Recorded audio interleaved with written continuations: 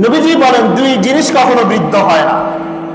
একজন বৃদ্ধ একদম বয়স ৮০-৯০ বছর হয়ে গিয়েছে, তার শারীরিক অক্ষমতা দেখলে বোঝা যায় আর হায়াত বেশি সময় নেই, কিন্তু তার তখনও তার ভিতরে সম্পদের লোভ থেকে যায়। তখনও পর্যন্ত তার সম্পদের লোভ তার মধ্যে থাকে। এই জন্য অর্থ সম্পদ, ব্যাংক ব্যালেন্স, অনেক জায়গায় টাকা রাখছে, মারা যাবে সন্তানেরা বারবার বলতেছেন যে আপনি মারা গেলে আপনার সম্পদ আমরা খুঁজে পাবো না, একটু আমাদেরকে বলে যান, কিন্তু বলে না।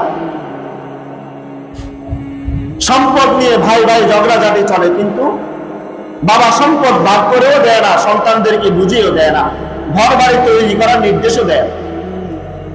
কারণ তার তখনও পর্যন্ত এই আশা আছে যে আমার এই সম্পদ আমি ভোগ করে যাব।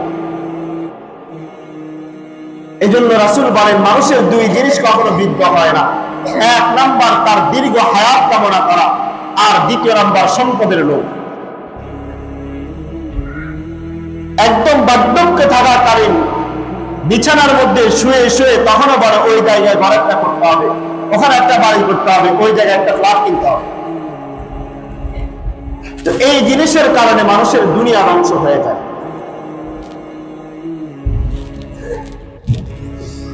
তৃতীয় নম্বর বুখারী শরীফের হাদিস, আল্লাহর রাসূল বলেন লোভী ব্যক্তি তার জীবনে কোনোদিন সে পরিতৃপ্ত হতে পারে না।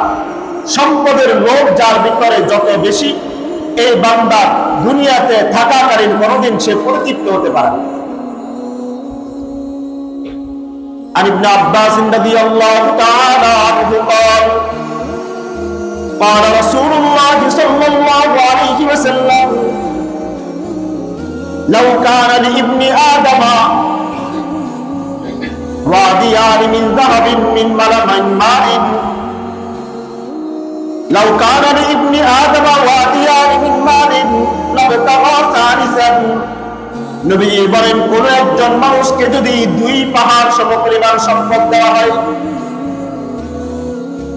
এক একটা পাহাড় যদি উহুদ পাহাড় সমপরিমাণ হয়, ওই উহুদ পাহাড় সমপরিমাণ সম্পদ যদি এরকম দুই পাহাড় যদি কোন বনি আদমকে দেওয়া হয়, লাবতাগা তারিকান, সে তৃতীয় আরেকটা পাহাড় সমপরিমাণ সম্পদ কামনা করবে।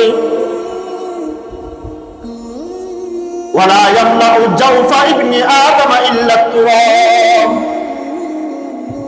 বনি আদমের পেট একমাত্র পরিপূর্ণ হবে মাটির দ্বারা, অর্থাৎ মৃত্যুর আগ পর্যন্ত এই ব্যক্তির লোভ কোনদিন কমবে না। ওয়ায়াতুবুল্লাহু আলা মান তাবা, কোন ব্যক্তির সম্পদের প্রতি লোভ ছিল, তার যতটুকু সম্পদ হয়েছে সে কেনাত করেছে, সন্তুষ্ট থেকেছে,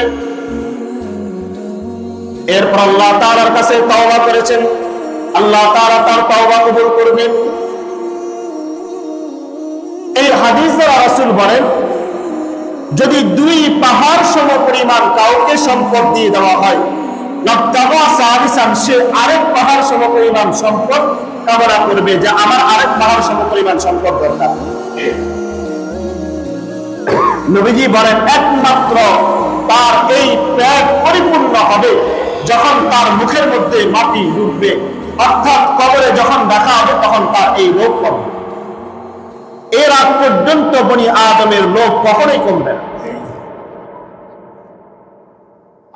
এই জন্য রাসূলুল্লাহ সাল্লাল্লাহু আলাইহি ওয়াসাল্লাম বলেন যারা দুনিয়া কামনা করে, যারা সম্পদ কামনা করে, এদের উপর রাসূল বলেন এরা দুনিয়াতে ধ্বংস হয়ে যায়।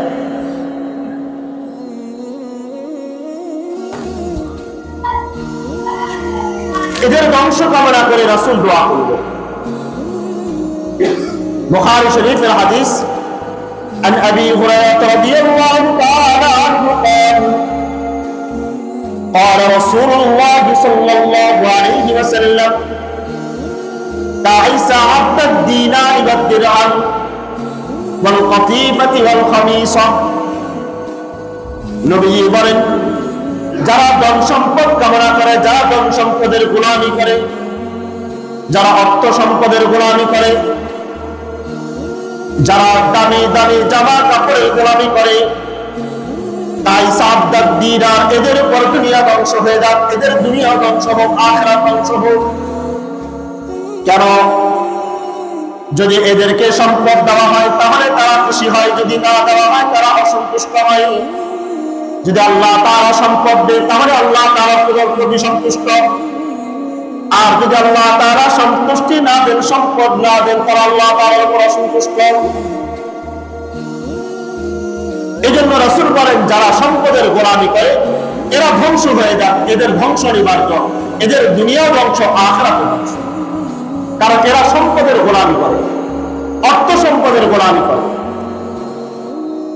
যদি আল্লাহ তাআলা মাল দেয় তাহলে সন্তুষ্ট, যদি না দেয় কোনো কারণে সম্পদ খরচ হয়ে গিয়েছে তখন আফসোস করে।